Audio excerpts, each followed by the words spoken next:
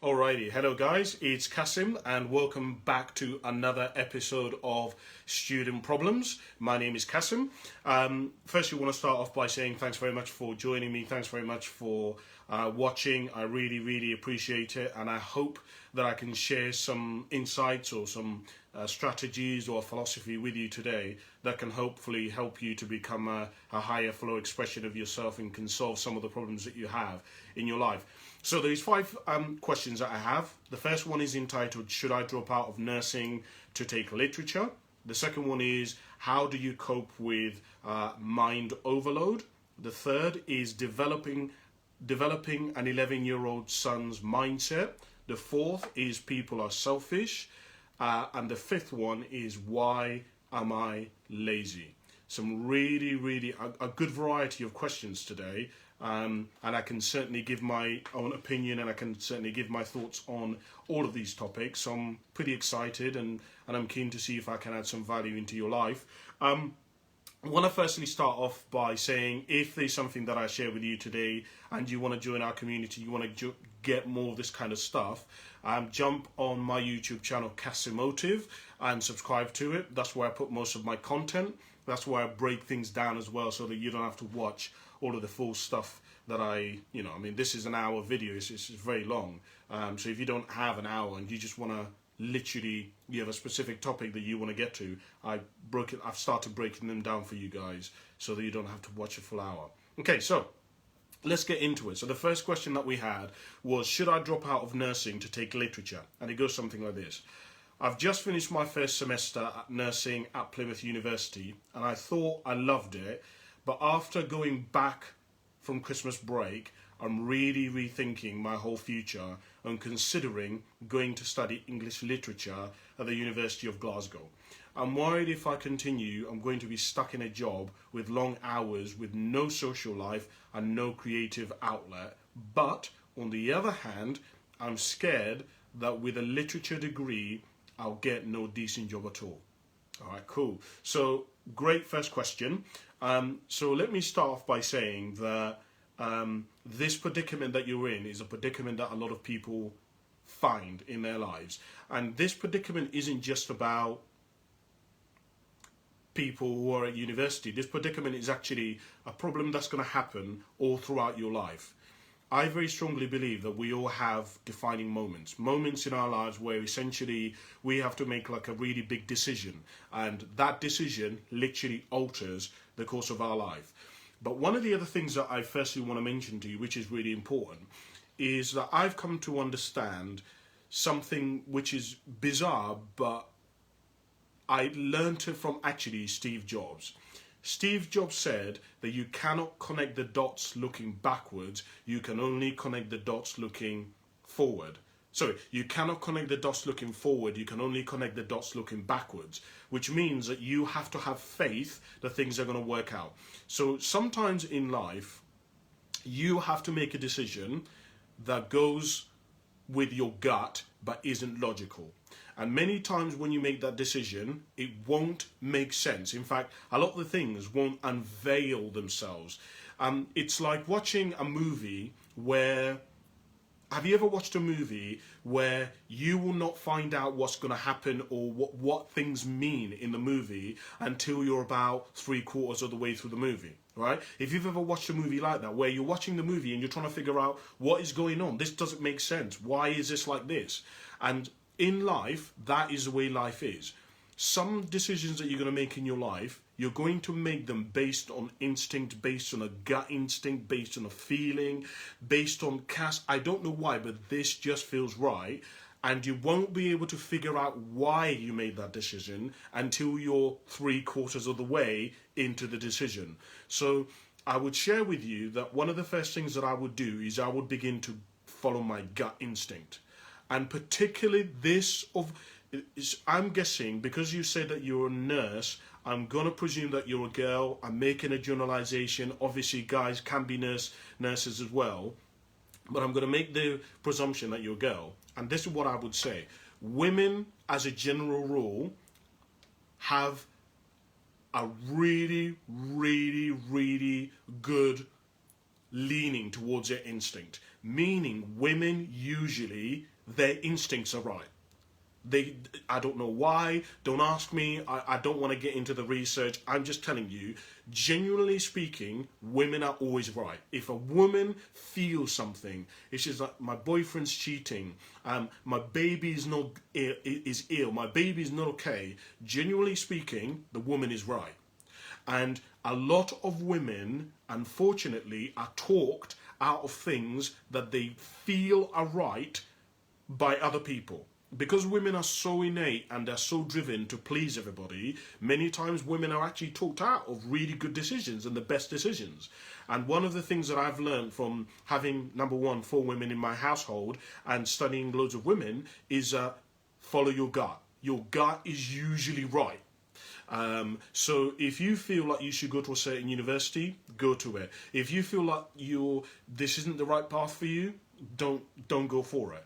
Look, in saying that you have to follow your gut instinct, of course there's an element of having to be logical. There's a reason why we both have a logical mind and the creative mind. So you do have to be logical because, for example, you've said that you've got to think about, will this get me a good job? And that is something that you have to think about.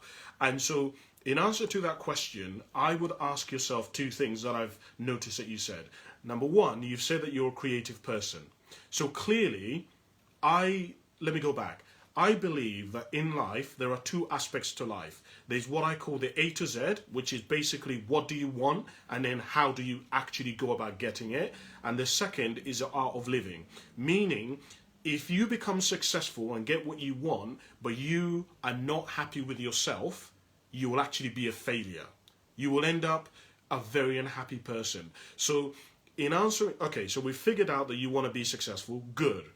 The second question that we have to look at, and is actually more of the priority of a question, is around what is it going to mean when you get what you've got. So if you clearly identify that you're somebody who's a creative, that means your whole life is going to need to be based around that pillar. Because if you're not creative, if you're not thinking outside of the box, if you're not somebody who's tearing things and breaking them down and pulling them apart, it will destroy you down the road, because you will have everything, but your leaning, your home, your where it feels natural to you is not where you're going to be operating a lot of your life. So I would look at, number one, what routes can allow me to become successful whilst I'm still creative?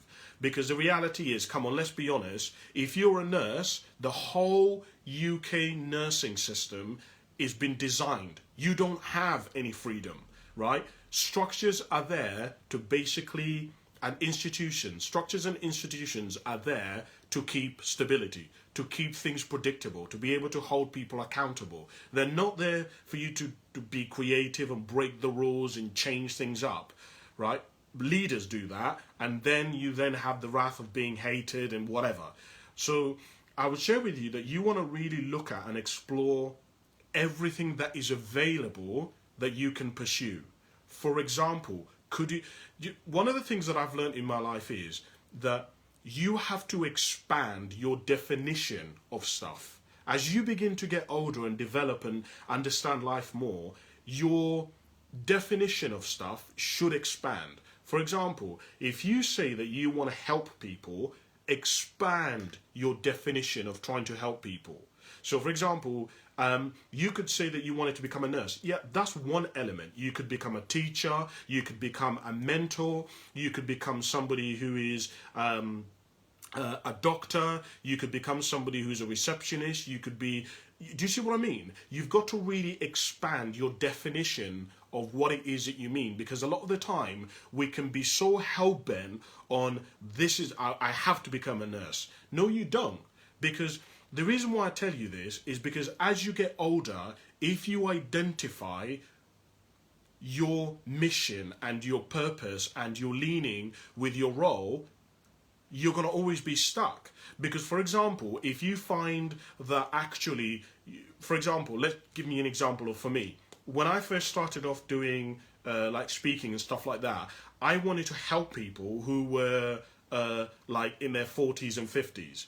But what ended up happening was that I began to realize that actually the people who listen to me and the people who genuinely constantly are asking me questions seem to be young people, right? Young people who are younger than me, who are like in 16, 17, 18, 19, 20. Those are the people who are really interested in the stuff that I talk about.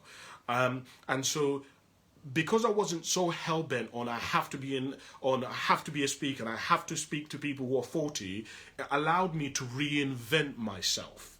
This word reinvention is going to become more important as you get older. Really remember that word, reinvention. It's really, really, really important. I learned it from my granddad because my granddad basically got divorced from my other grandma. And I was asking him, oh, Granddad, we were basically on a holiday to Wales, our entire family. And I was asking Granddad, like, Granddad, what's some of the things that you've learned, obviously now being married a second time? And my granddad said to me that, Cass, one of the things that I've learned is that as you get older, you're going to go through different stages. Your relationship is going to go different stages. So he was saying to me that him and my grandma, like, my other grandma, when they first had kids, their relationship was a certain way. Then, after before they had kids, their relationship was a certain way. Then they had kids, then the relationship changed. Sometimes they were at football, sometimes one of them was at work, sometimes one of them was taking the kids swimming, so their relationship couldn't be the same way as it was when they were dating. Then, after the kids left, he said to me that they had to actually learn how to date again, how to be around each other. In other words, they had to reinvent, constantly keep reinventing their relationship. Metaphorically speaking, I'm saying to you that you as a person are going to keep going through these evolutions and these reinventions. And if you're really rigidified and you're like, Cassim, I have to be this and I have to do it this way and I have to, you're always gonna, basically, this is what's going to cause you a lot of the pain in your life. So what I would share with you is I love the fact that you've actually identified, oh, okay, so this is not worked out for me.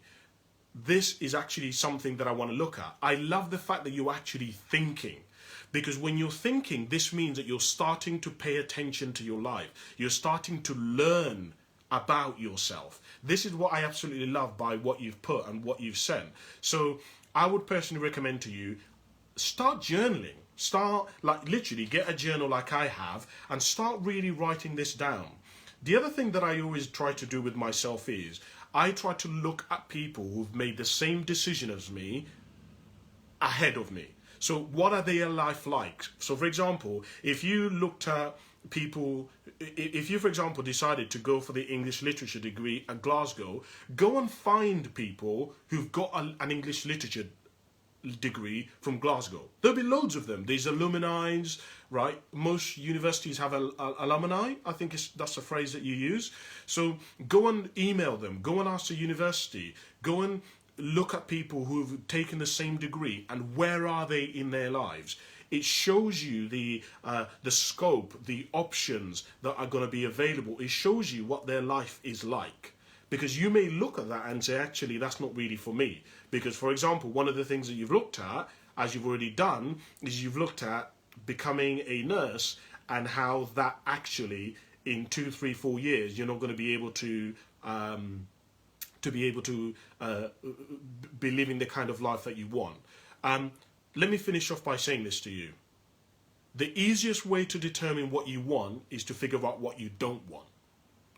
The more you figure out what you don't like, what you don't want, what doesn't fit for you, it will only leave a very limited choice, which is what you basically are good at. Is what will be left is what you naturally will be leaning towards.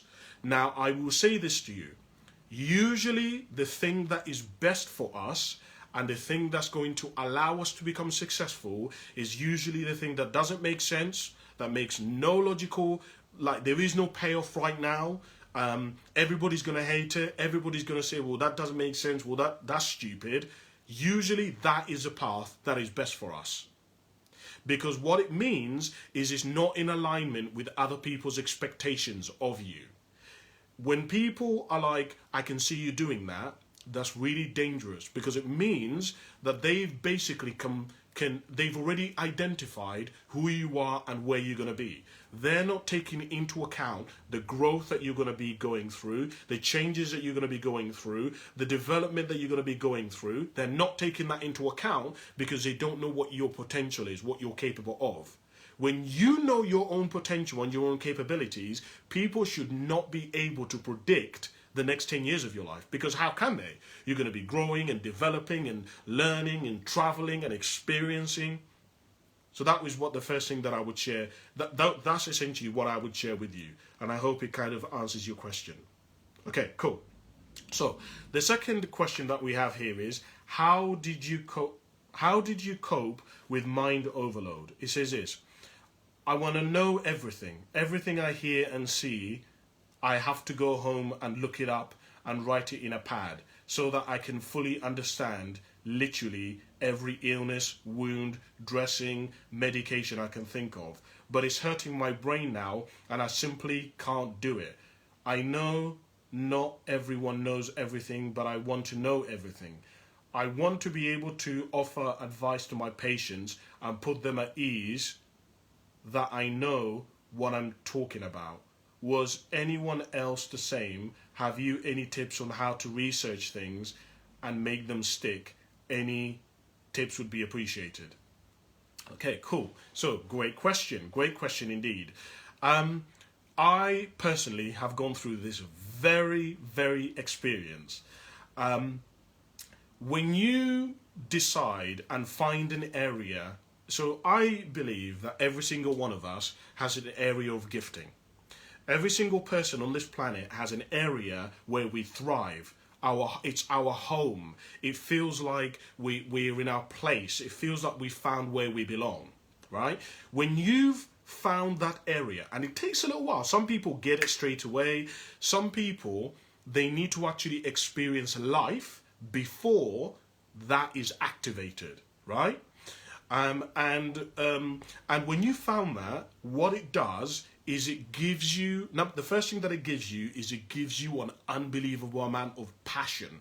And look, you get energy that most people don't operate on. So you will be able to go and go and go and go and go, and people don't understand why you're able to go and go and go and go. They don't get it. They're like, how do you have so much energy? How are you so passionate? How are you so driven? I can't even be asked to get up on Monday and you're just like ready to go and you're always full of energy.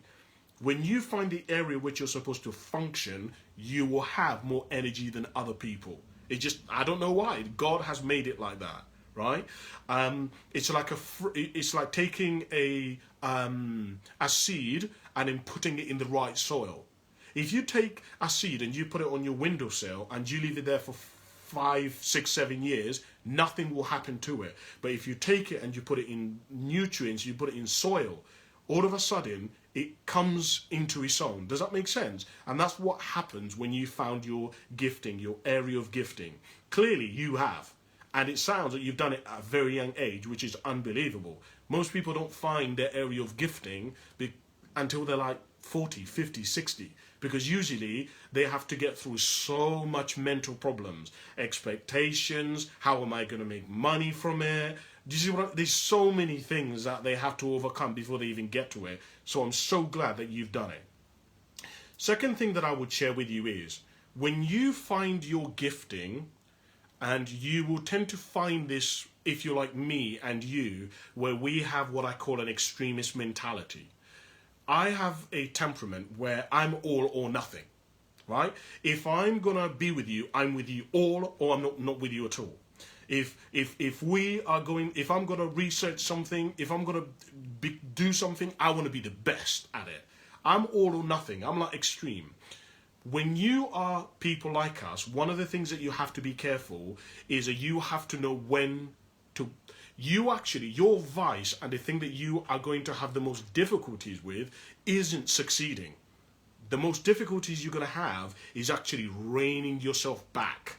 That right there is actually where you're going to have to do most of your development work. It isn't going to be in succeeding. People won't need to motivate you. People won't need to push you. If you need to get up at 4, you get up at 4. If you need to study for 10 years, you will study for 10 years. You're not somebody who has to be motivated. You already are driven. But the area where you're going to need actually to work the most is at reining yourself back in. Reining yourself back in. Okay, you've got to determine, when have I gone too far, right? When, for example, one of the areas that I have to look at is, I've consumed and I've read so much and I have so much information to give people, but I have to know when is appropriate to give it. So for example, I know that really, if you want to change your life, you have got to be brutally honest with yourself. I mean, you have to actually reveal yourself to you. I have to know when to tell that to people. Because if I tell that to somebody at the wrong time, it's just going to make them even more depressed. Because they're going to start looking at themselves and they're going to start saying, well, I'm not enough and I'm lacking this and I'm so far behind. So I have to determine when is right to use it. So here's what I would share with you. One of the highest acts of being a human being is to achieve wisdom, or rather to pursue wisdom. So my suggestion to you is, start going down the track of seeking wisdom. Now, if you don't even know what that word means, that tells you you haven't even begun your journey yet. Because wisdom is all about, okay, you have power, but when should you use it? With whom should you use it with? Because that's the thing that you are having problems with. You have so much power, so much knowledge, but you don't know how to channel it. You don't know where to put it. You don't know how to utilize it. The other thing that I would share with you, which is really, really, really important, and I only learned this because I've had to study what happens when people go down the dark side of life, is that every person who has committed the biggest atrocities throughout history has been in the pursuit for ultimate power. Ultimate power means absolute knowledge of everything, absolute control of everything. I recently put up a clip on my Instagram, and I showed these clips of recently I went to watch Wonder Woman, and when I watched Wonder Woman, the guy who was corrupt the most is the guy who wanted to become the actual, if you've seen the film, you'll know what I mean. But when you are the person who wishes for ultimate power, think of the film Aladdin.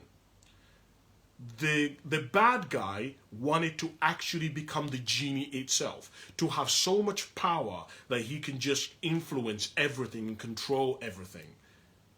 Part of becoming wise, as you will find, is that nobody can know everything. Nobody can have you shouldn't have absolute control. You shouldn't have absolute power.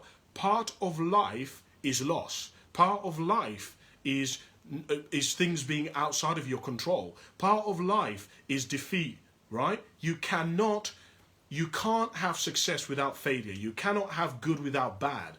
And if you're trying to control everything, then it means you're trying to tamper with stuff that isn't really within your area of domain to be tampering with. There are some things that just are. Some people are going to die.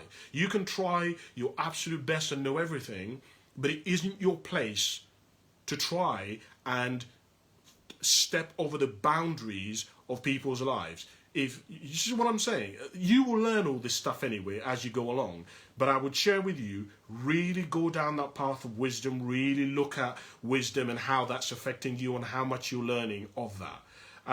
The other thing that I would share with you, which is what you said on researching things, is don't stop research.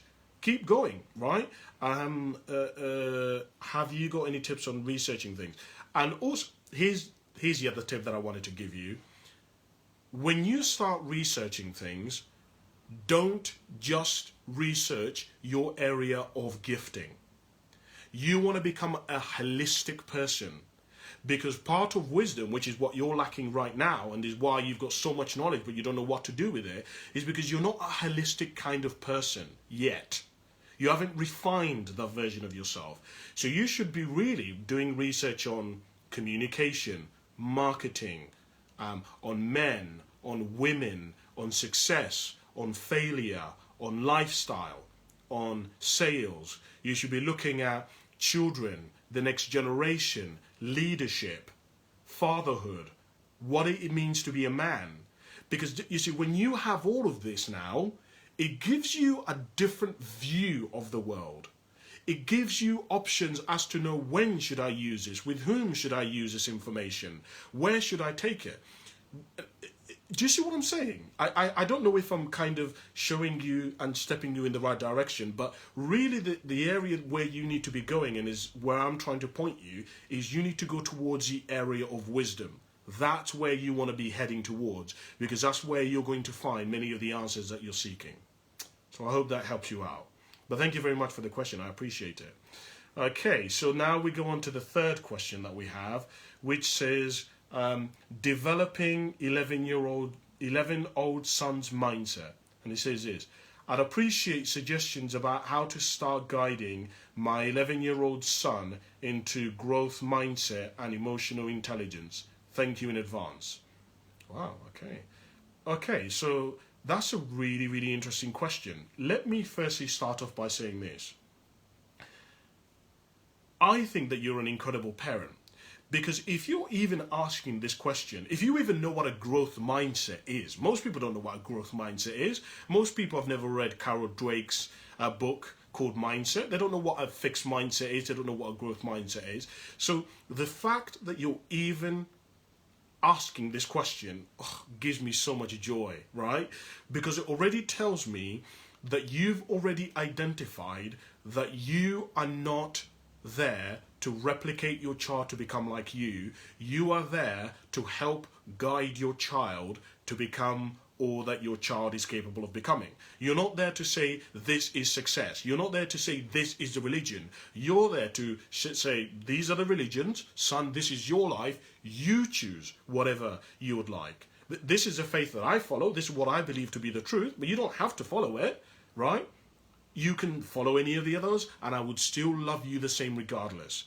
Because you see, you have to understand, one of the things that and the errors that a lot of parents make is that their love is not unconditional. I promise you, a lot of parents' love is, I actually get into a lot of arguments when I say this to parents, because parents don't realize their love is not unconditional.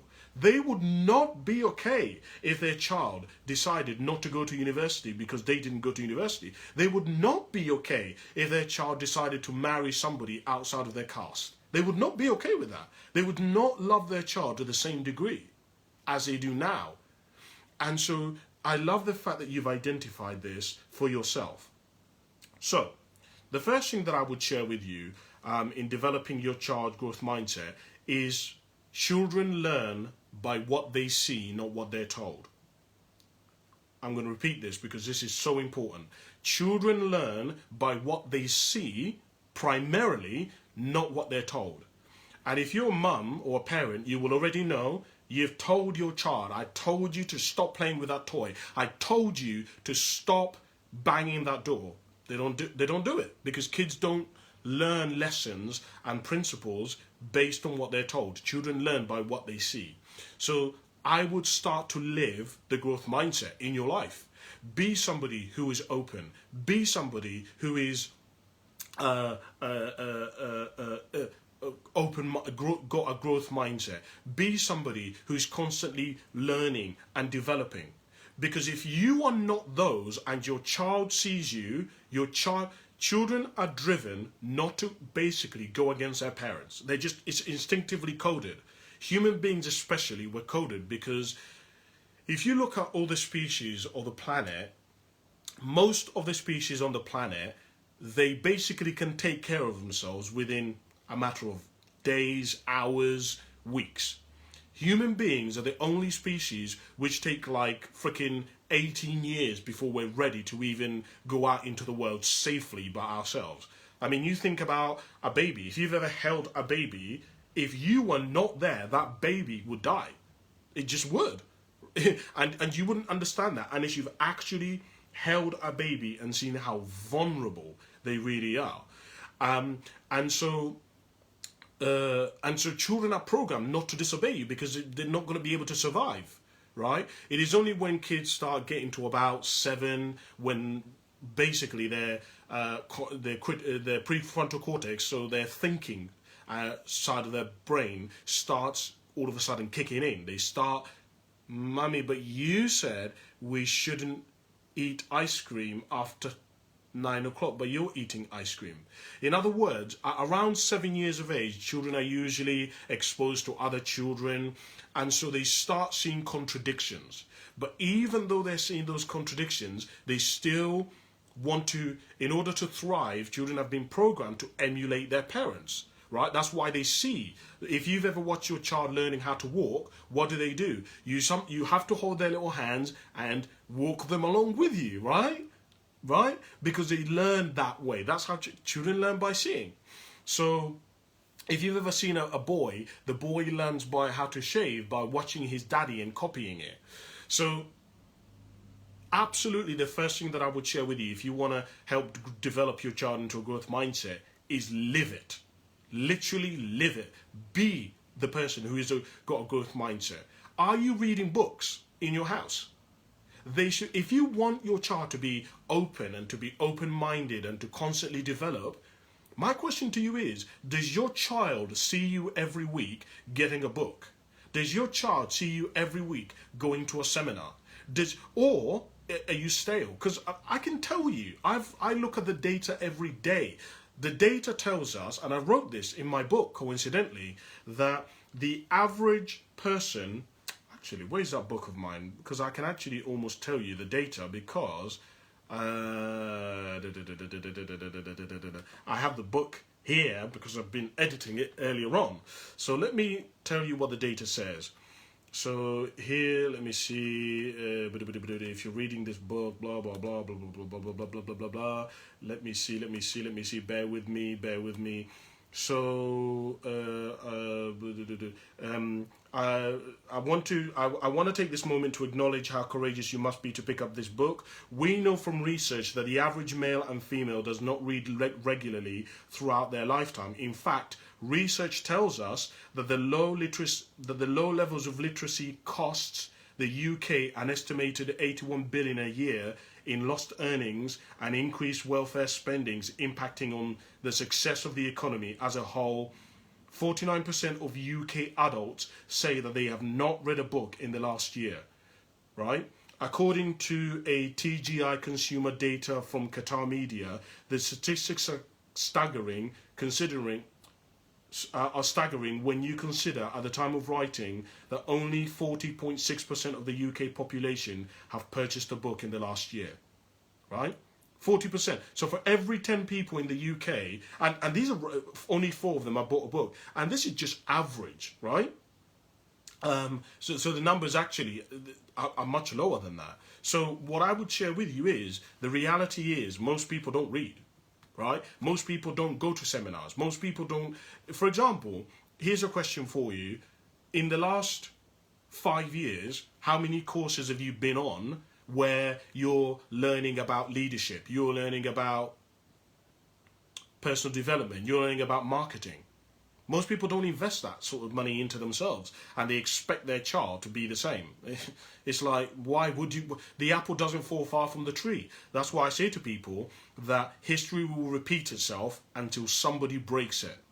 History will just continue repeating itself over and over and over again until somebody breaks a chain. And you have to ask, are you going to be the one to break the chain? Which means, and breaking a chain means that you have to be aware that there is a chain. You have to be aware of the implications of your actions. Most people aren't, right? You have to understand that if you actually adopt a growth mindset, you are essentially just decided to take on 2 kinds of jobs now.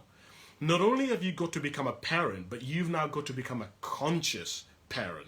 You've actually got to look at yourself and how your choices are affecting your child. You've got to constantly look at where they are. It's when you're busy and you're trying, the changing of the football and you've got to go do the shopping and the cooking and the washing. Most people, it's just they can't be asked to ask their child, "Are you okay? Is this the right one for you?" Most people who are parents, we just make assumptions about our children, right? In fact, one of the biggest obstacles that parents have to seeing their children is that parents remember their kids for how they met them and how they were, not how they are. Most parents cannot see their children as humans, they see them as their babies. It's an obstacle, right? I mean, not to get into too much detail here, but when I looked up, for example, a lot of dependency happens on the side of one of the parents needing to have a child in their life, so that the child, giving the child everything to the point where the child doesn't have to leave, right? Can you imagine? It's interesting because when I was looking at the data was telling me that some parents actually reward their children coming in and depending on them, and they punish their child. So for example, if the child goes out and tries to find a job but doesn't get the job, instead of the parent rewarding that, they punish it, which means that the child then doesn't go out there and try again. But if the child stays at home and asks the parent for money, the parent then rewards that. So the child learns that, oh, if I ask my parents and depend on my parents, I have much more chance of becoming successful than if I go out there in the world and try to make something of myself. And it sounds mad when you think about that, right? I had a friend who said to me, my parents are so horrible. Do you know what they did? They told me I either have to pay rent or I have to leave. And I'm only 21. And I said to her, no, your parents have just given you the greatest gift. Because now you've found somewhere to live because you didn't want to pay the £300 of which they were asking you. You've had to figure out, how do you get a place? How do you pay rent? You've now got yourself a job, which is how we've met. You see what I'm saying? You've developed all kinds of skills by your parents saying that to you. I've gone too far, too deep. So that's the first thing that I would share with you. You've got to live what you practice with your children. The other thing that I would do is I would start having books of all kinds around the house, and make it a lifestyle to grow. Meaning they should be books, and they should be tapes, and they should be pieces of lectures, and meaning what I mean by this is you should make a holistic human being. You should be exposing your child to things that contradict what they already know to be the truth. Meaning, if you are, your religion is you're Muslim, you should be introducing and have literature around the house on Buddhism, on Taoism, right? If you are somebody who believes in socialism, you should be or let's say you support Labour or you support Conservatives, you should have information that contradicts what you already believe. Now, I know for most parents that is like, why would I don't believe that and I don't agree with it. Well, that's why your child's going to become a replicate of you. And then we're just going to continue the cycle, because a child is going to think, well, my daddy doesn't believe that, and we don't like the Conservatives, and we don't like the Socialists, and we don't believe in the rich. And do you see what I mean? You are literally creating a replica of yourself. You're not saying to your child, here's all the information, what do you think? You're saying, no, this is the information and this is the only way. And that's how you create a dictator. That's how you create people who become resentful and sick, because everybody, all of us at our core, deep down, we know there's some things that are just not true. And we all feel it. For example, when I was studying a lot of the Nazi extremists and the far-right extremists who are turned over a leaf and stop that life, one of the things that they say when you listen to their interviews and you read their books is that all of them knew what they were saying wasn't right. Well, in the beginning, they had conviction and they knew absolutely we believe this. But when they started meeting people and exposing themselves to people and hearing and seeing the news, all of a sudden they were like, I don't know. Are there all black people that bad? Are all Muslim really that bad? I don't know. And so you have to actually live in deny. You have to deny your own instincts in order to live that kind of life. And that's what most people live. But you get the point of what I'm saying anyway. You've just got to be open. You've got to expose all of these aspects, especially things that contradict what the child knows, to them. Can I just say, this does not mean that you shouldn't have your own convictions and you shouldn't believe what you believe. It just means you should be aware of all the other things that exist. It's okay to be a Muslim and understand that there are people who are Christians and they believe in Christianity, right? What's wrong with that? You still believe your faith, you still practice your faith. It only becomes a problem is if they try to stop you from practicing your faith. Does that make sense? Okay, so that's where, those are the kind of the ideas that I would give you and I would share with you. Let's go on to the fourth one. So the fourth one says, people are selfish. And it says this, name one single truly altruistic act of kindness. Go.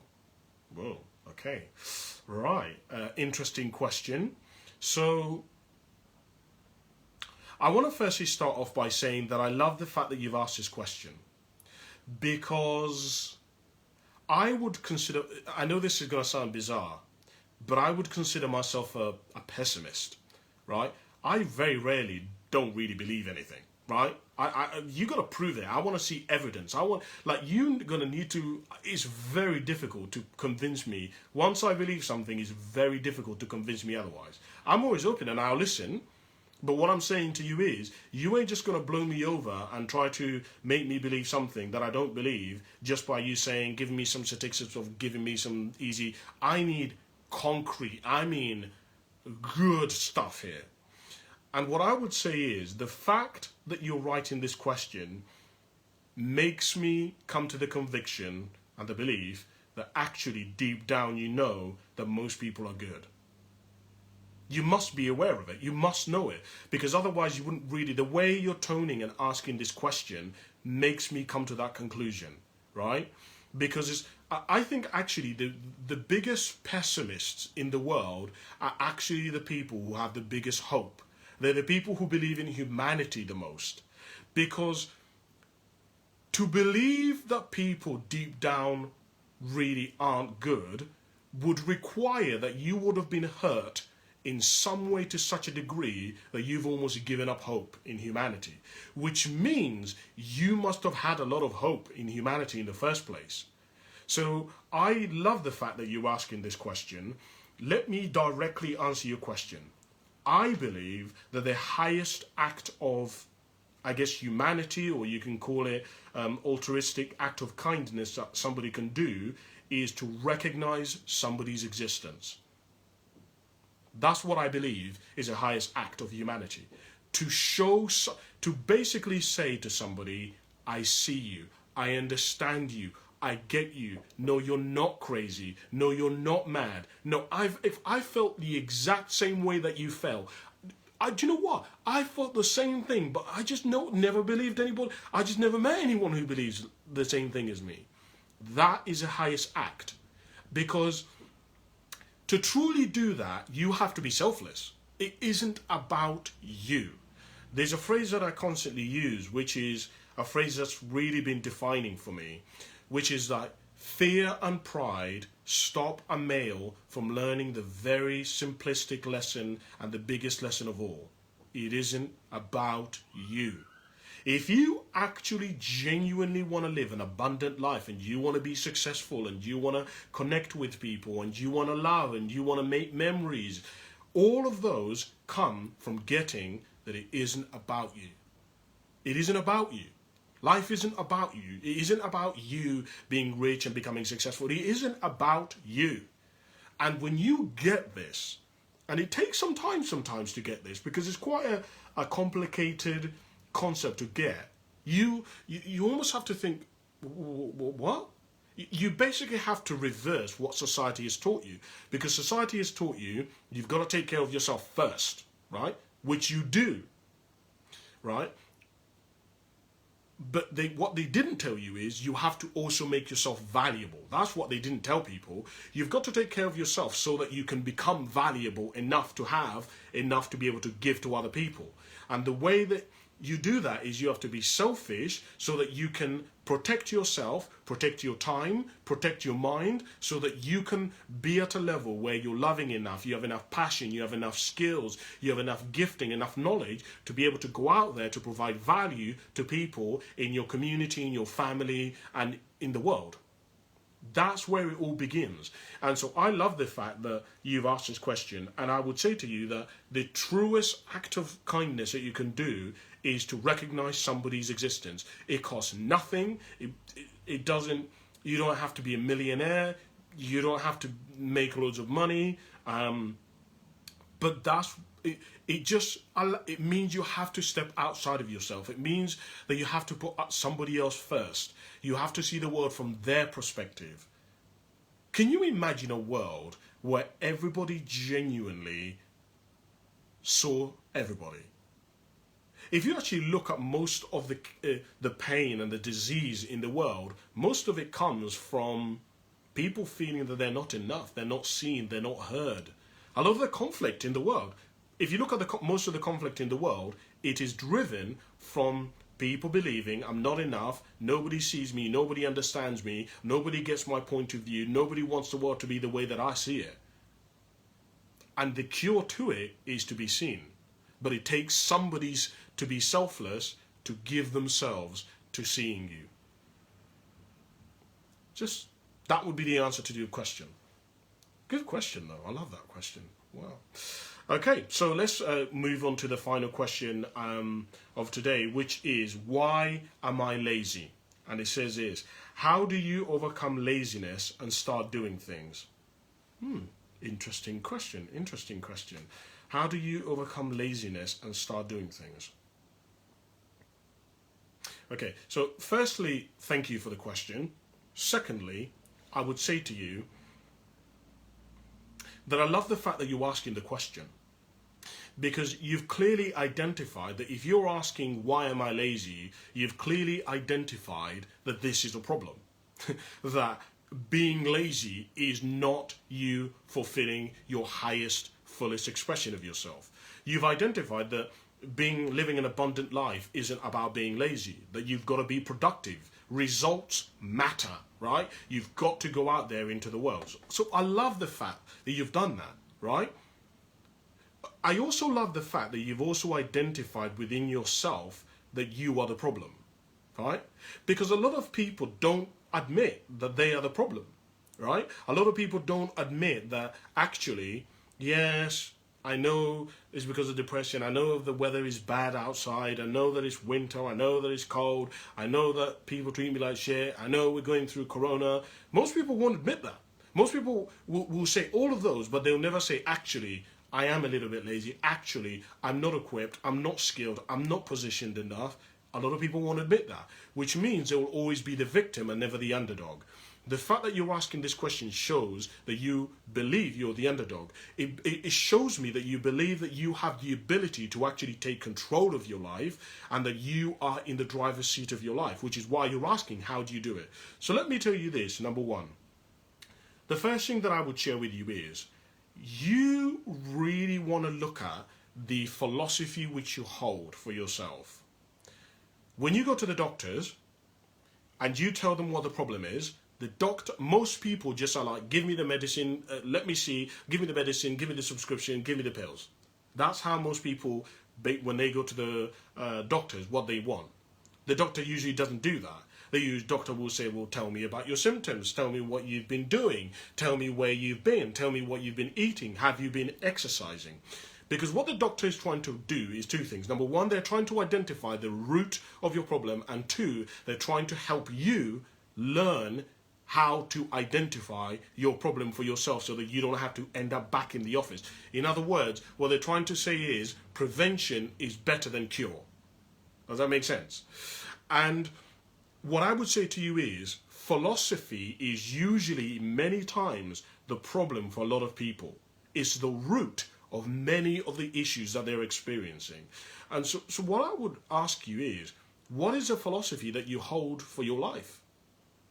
What do you believe your life should be all about? What is the contribution you believe, in your opinion, you should be making? Because if you want to build a great life, you have to have a solid foundation. If you want to build the Eiffel Tower, you cannot build the Eiffel Tower on the foundations of a one-bedroom house. The Eiffel Tower would not be able to handle it, it would fall over. If you want to build the Eiffel Tower, the foundations have to be in direct proportion to whatever it is that you're trying to build. The height of it, the weight of it. Meaning, part of the reason why I believe you are lazy is because the foundation, the philosophy that you hold for your life, is matching your results. You don't expect very many things from your life. You don't expect them. So for example, let me give you an example. The philosophy that I hold for my life is that I want to help 1 billion men to become their highest, fullest expression of themselves. See, that's what the philosophy that I hold for myself. Can you now see why I can't afford to be lazy? I can't even, it doesn't even come within my repertoire. I wouldn't even call myself a lazy person. It doesn't exist in my world. Primarily because it just doesn't align with the kind of life that I want. It's like, let me put it like this. One of the strongest forces in the human psyche is the need to stay consistent with how we define ourselves. In other words, if you think you're somebody who is confident, you ain't gonna act shy. If you're somebody who thinks you're a lad, you will behave in a certain way. If you think you're an introvert isn't going to be outlandish and crazy and it's like adventurous. They just aren't going to do that because they don't see themselves like that.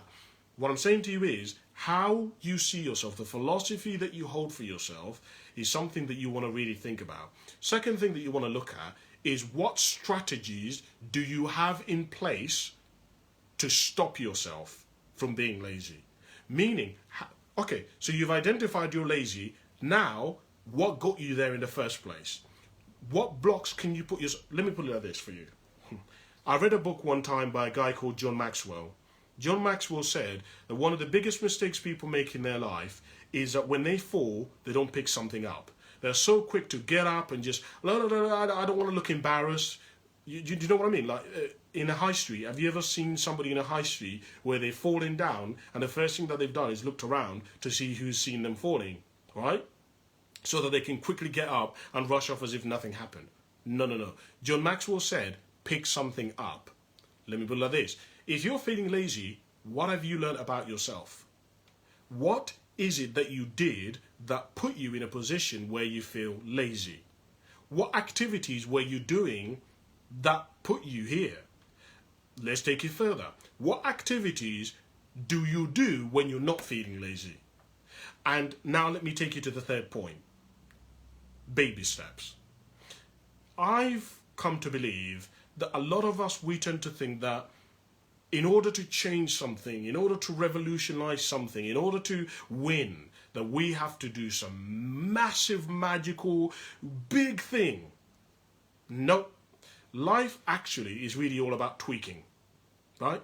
It's all about tweaking. I'm telling you that, let me put it like this. If your life is in disarray at the moment and I came in and, for example, if you don't work out at the moment, we started getting you to go out and walk around your block only twice every single week, let's say on a Monday and a Thursday, and you walked around where you live or a park where you live for 10 minutes, right?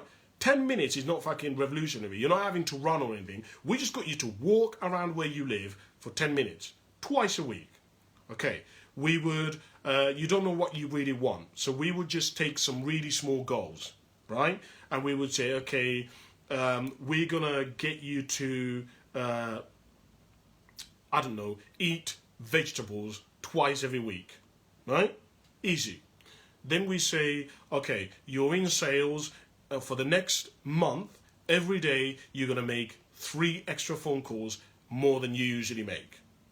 See, what I'm saying to you is, if we take these small little things, which will seem insurmountable, I mean, Jesus Christ, walking around your block isn't going to make you friggin' Usain Bolt for 10 minutes, is it? But when you start adding them all up, they compound. They become huge. And most people overestimate what can happen with very simple refinement. Life is more about refinement than transformation. Transformation only happens when it's really bad. Most of us aren't really bad. Most of us just need to refine a few things. So just take, for example, do one simple thing like look around your room, right, where you are, and decide to throw away everything that you don't need. Right? Quite a simple exercise. I know it sounds ridiculous, And you're going to say, well, Cassim, what do you think? That's going to change my life? No, but it's going to build confidence. It's going to give you momentum, right? It's going to give you a clear head. Your brain cannot differentiate between when you've achieved something.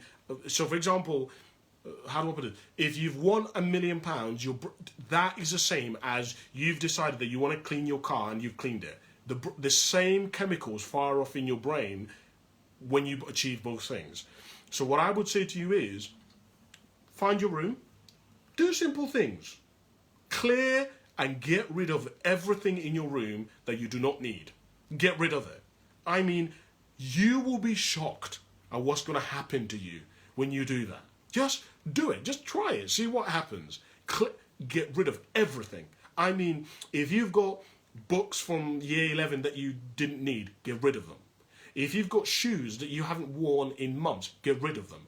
I mean, get rid of everything that you do not need or use.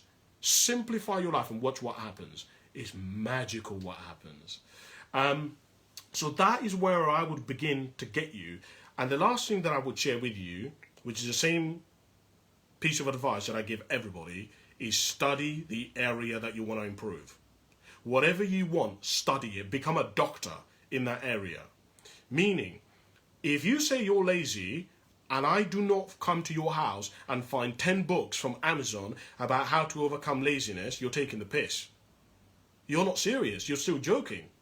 If I come to your house and I look through your history, let's forget about the porn that you've been looking at, but let's now look at the other history, and I don't find loads and loads of articles about how to overcome laziness, we have a problem on our hands.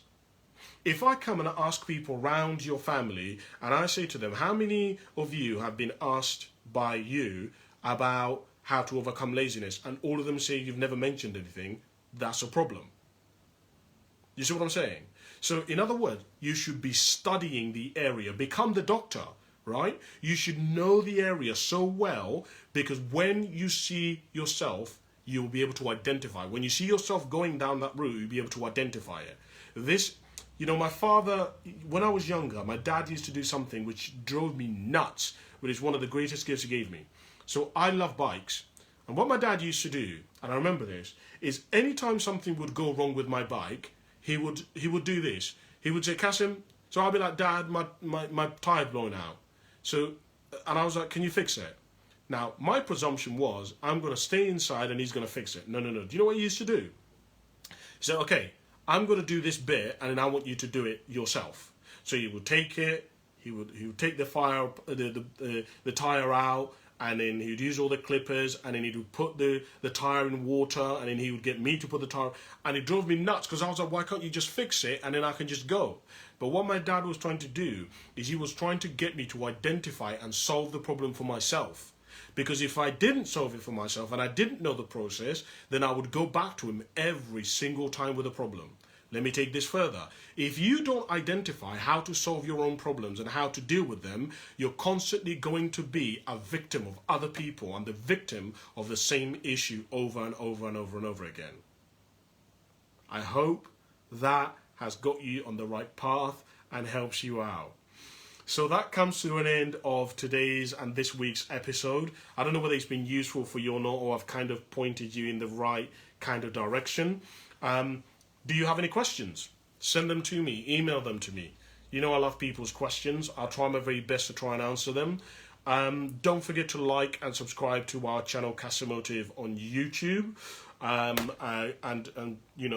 Send me any comments that you wish, any feedback. But apart from that, thank you very, very much for watching, and I will see you in the next episode. Bye for now.